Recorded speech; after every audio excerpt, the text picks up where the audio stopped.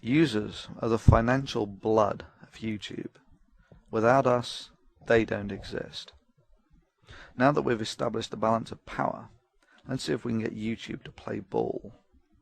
I've tried half a dozen times to contact YouTube over Votebot attacks and flagging campaigns that constantly seem to stream over this and other channels.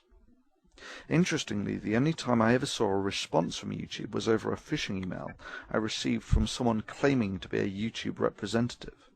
They'd given their channel an official look by embedding a featured video from YouTube's official advertised channel. I messaged this about them and they corrected the problem within hours.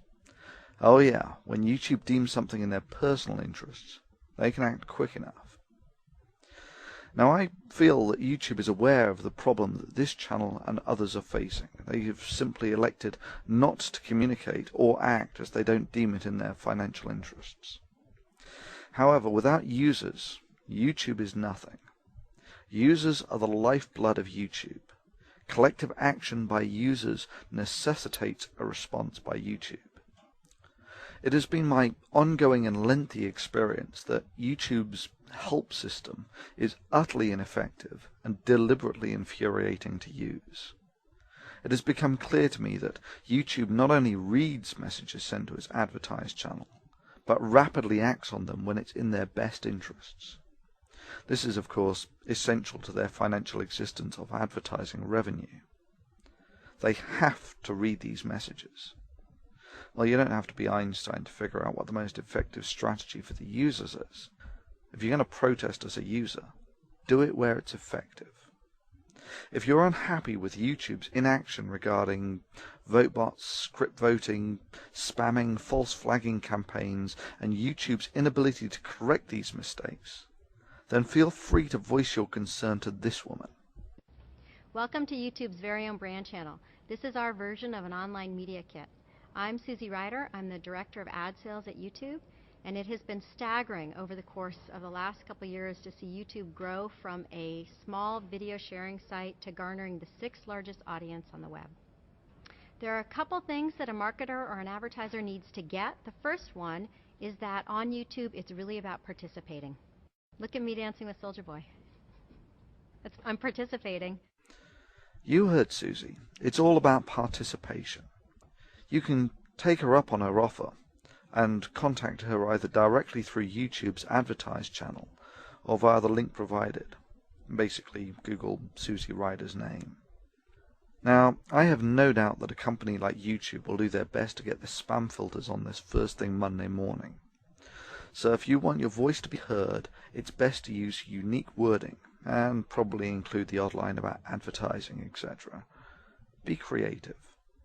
And yeah, it has occurred to me that YouTube might shut me down for this. I'm sure they could spin this into a violation of some sort. Hell, the guidelines are so vague that anything could be a violation. Well, anyway, that's for them to do the cost-benefit analysis on. For me, this is simply a calculated risk. If YouTube decide to play ball here, there will be less angry users writing the messages, and YouTube will be a better maintained and fairer forum. It's win-win.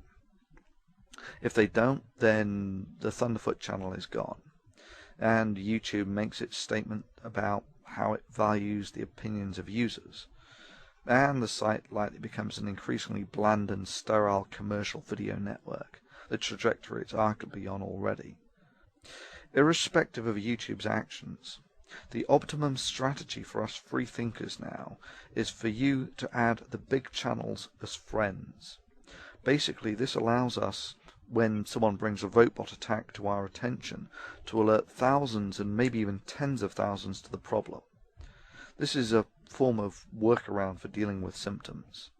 Only the system engineers can provide a cure. And yeah, that's you, YouTube.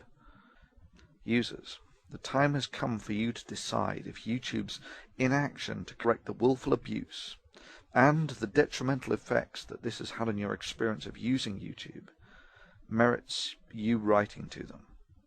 Your collective actions will decide the outcome. To a very large extent, you, the YouTube community, will get the forum it deserves. Success or failure now lie within the hands of the users.